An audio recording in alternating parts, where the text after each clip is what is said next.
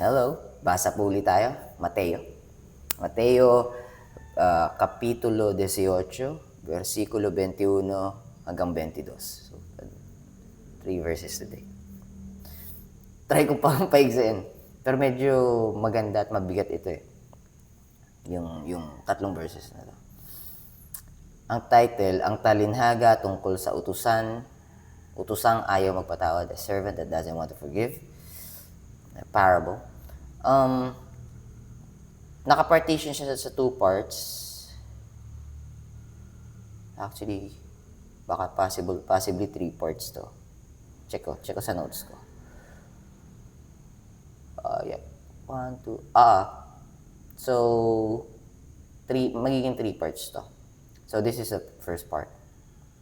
21 to 22. So, syempre, ayaw natin i-drag masyado. Tsaka para mas mahimay natin or ma-digest natin.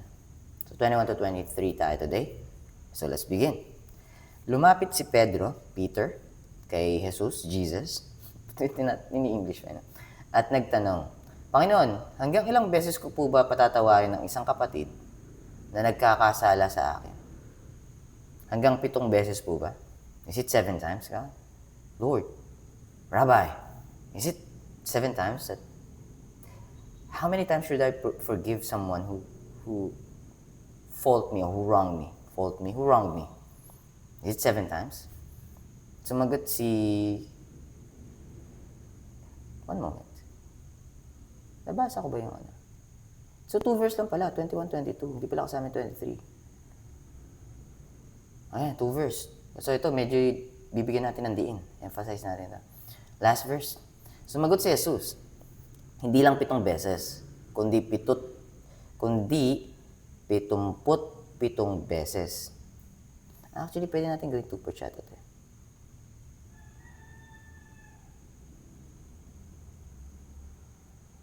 Actually,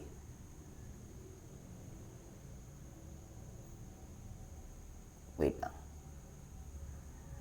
Pwede natin i-continue eh. Hindi, bukas na lang yung susunod na parts.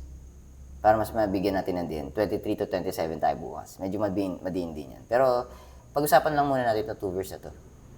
Lumapit si Pedro kay Jesus, verse 21, at nagtanong, Panginoon, hanggang ilang beses ko po ba patatawarin ng isang kapatid na nagkakasala sa akin? Hanggang 7 beses po ba? Sumagot si Jesus, hindi 7 beses, hindi lang 7 beses, kundi 77 beses. So, 7 times 7. 70 times 7. Pagka minultiply mo yung 490 yun.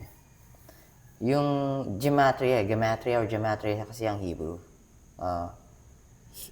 Numbers means words and words means numbers. So yung 490, Bethlehem yun. Yung Bethlehem, house of bread.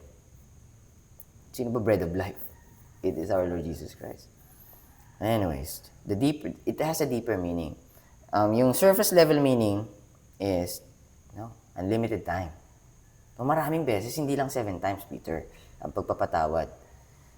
So, yun yung surface level meaning na continuously ang pagpapatawad.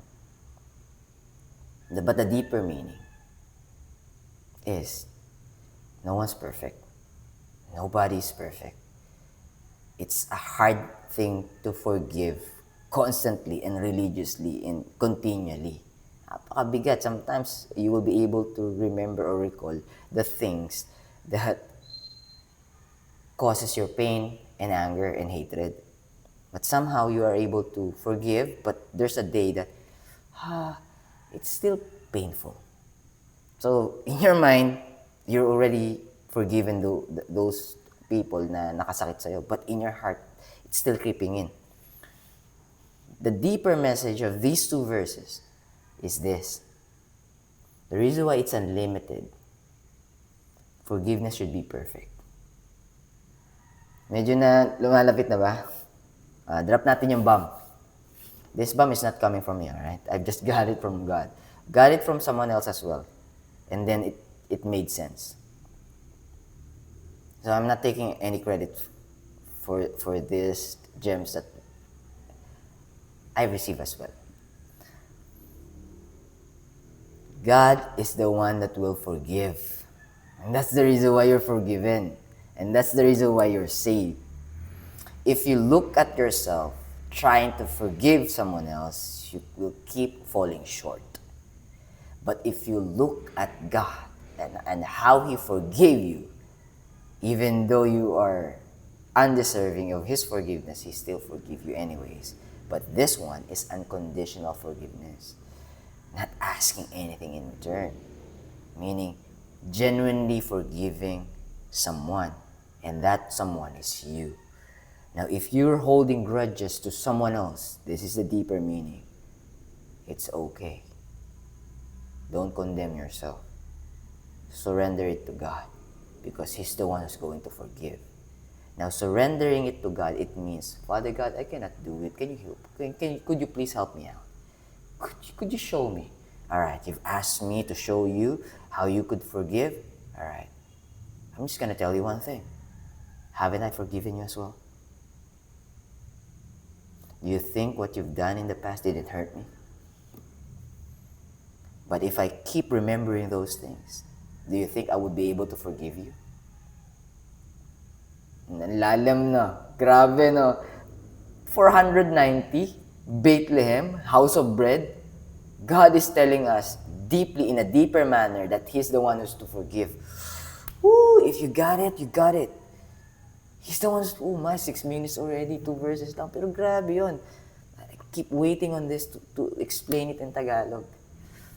Ang Panginoon Diyos, perpekto ang pagpapatawad niya. Tayo blemish.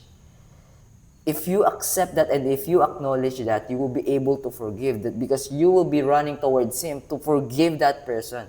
Because now, it's not you who's forgiving that person, but it is God. And that person you will be able to see in heaven. Because magre-reflect yung Christ-likeness and eventually, marirealize na something's different on that guy, on that woman. You'll be a magnet. It doesn't mean that you have to pretend. But it does mean you have to surrender. Ito, pwede ako maging magandang example na to. Because for the past 38 years of my life, I've been living in grudges and hatred and blaming game.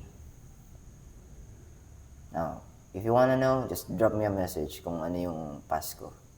Hindi Pasko, hindi Christmas. Yung past, yung nakaraan ko. But I will definitely tell you that it dragged me to the worst possible scenario that I've experienced before. It didn't bring me anything good, just misery. Holding grudges, using that hatred to justify the things that I'm doing, didn't help me. But anyways, yun yung surface level message, unlimited yung forgiveness, Peter. But my deeper message is, I am the one who's to forgive. Matthew chapter 18, verse 21 to 22. Right. God bless you guys. Keep safe. I'll be seeing you tomorrow. Soon. Bye for now.